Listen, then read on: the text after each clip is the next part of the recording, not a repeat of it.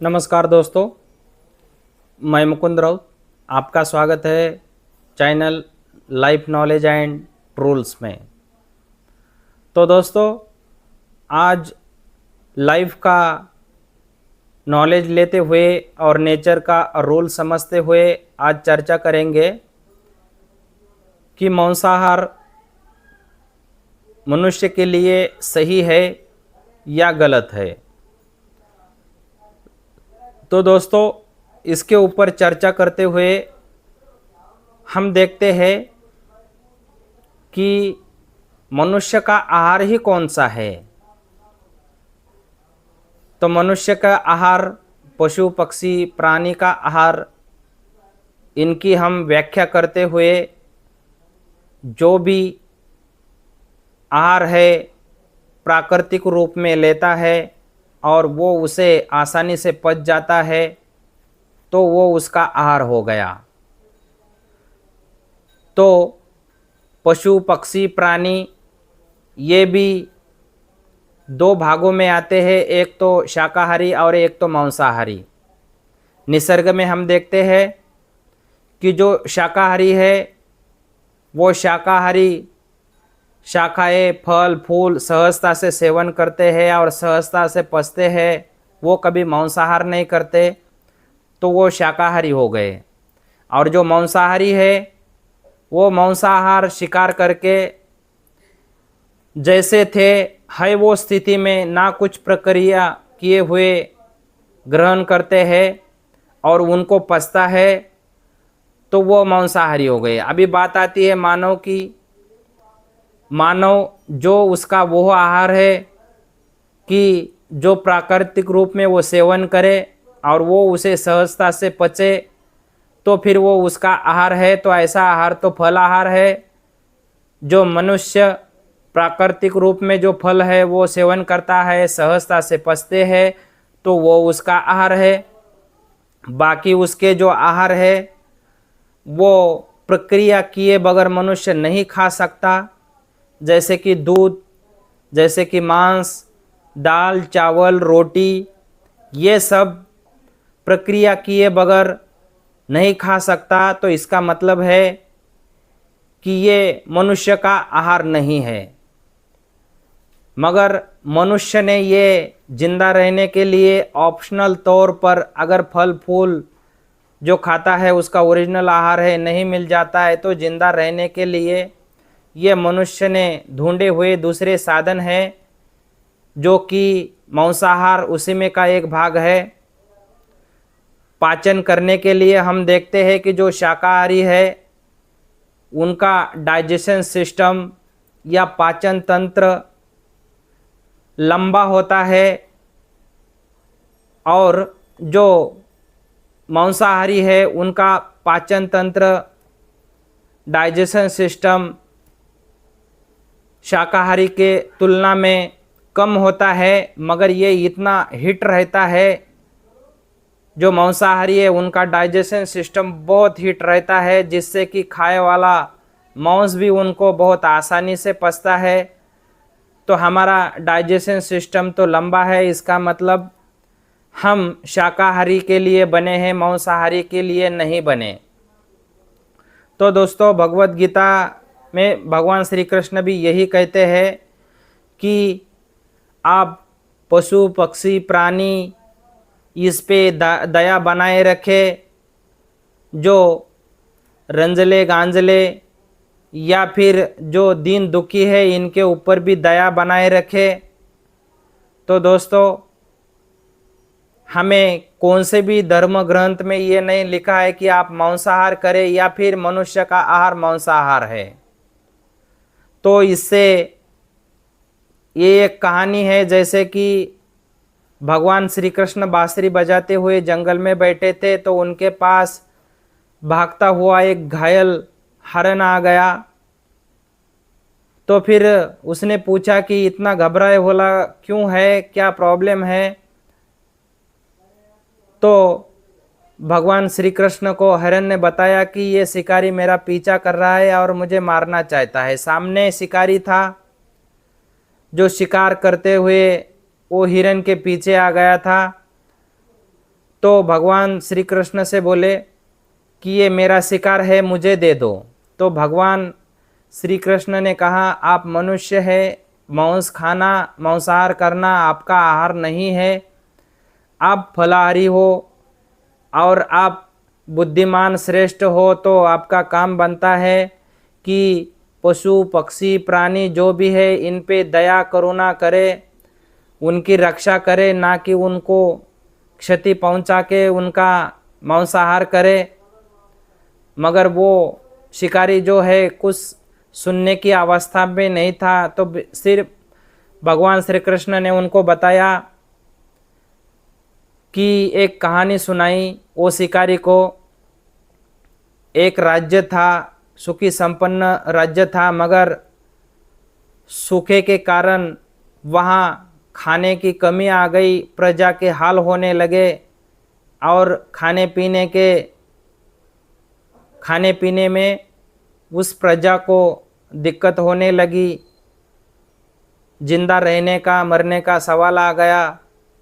तब राजा ने अपनी प्रजा की बैठक बुलाई और सुझाव देने के लिए कहा कि ऐसे सूखे के स्थिति में जो कि अनाज की बहुत कमतरता हो रही है, जीवन मरण का प्रश्न आ गया है, इसके लिए यहाँ पे आप कुछ सुझाव दीजिए ताकि प्रजा के जीवन की रक्षा हो जाए। तब कुछ लोगों ने अपना अपना सुझाव दिया। इसी में एक मांसाहारी करने वाला था, उसको लगा कि मांसाहारी का हम सुझाव देते हैं, जिससे कि फिर इसको राजमान्यता मिलेगी और मांसाहार करने से कोई रोकेगा टोकेगा नहीं। तो उस व्यक्ति ने मांसाहार करने की सुझाव दिया, जिससे कि मांसाहार में ना कोई खर्चा आएगा और बहुत सहजता से उपलब्ध है, तो मनुष्य को जिंदा रहने के लिए मांसाहार कर सकता है।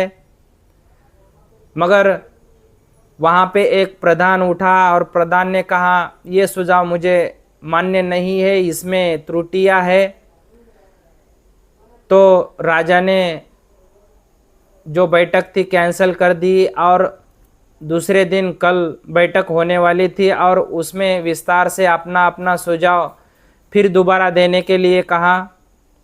तो वो प्रधान जिसने मांस खाने का सुझाव दिया था उसके घर गया और उसे कहा कि राजा की अचानक तबीयत खराब हो गई है और वैद्य ने कहा है कि किसी जो मांसाहार करता हो और बहुत तगड़ा हो उस व्यक्ति का 1 किलो मांस लाने के लिए कहा है, जिससे कि मैं दवा बना सकूं और राजा का जीवन बचा सकूं।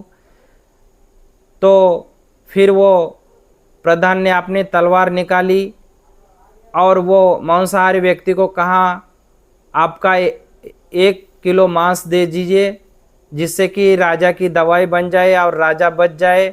मैं आपको क्या करता हूँ, राजा की तरफ से बहुत सारा धन दौलत दे दूंगा, आप अपना 1 केजी मांस दीजिए। मगर उसने कहा, ऐसा मत करो। उसने अंदर जाके बहुत सारे धन दौलत स्वर्ण मुद्राएं लाई और वो प्रधान जी के पास दिया और कहा, इससे आप क्या करो, दूसरे का मांस खरीद लो, मुझे अपना मांस नहीं देना है, मैं आपको मेरे जीवन की सारी कमाई पूंजी दे रहा हूँ, बस मुझे बख्श दो, मुझे मांस नहीं देना है। और ऐसा कह के वो भागने लगा।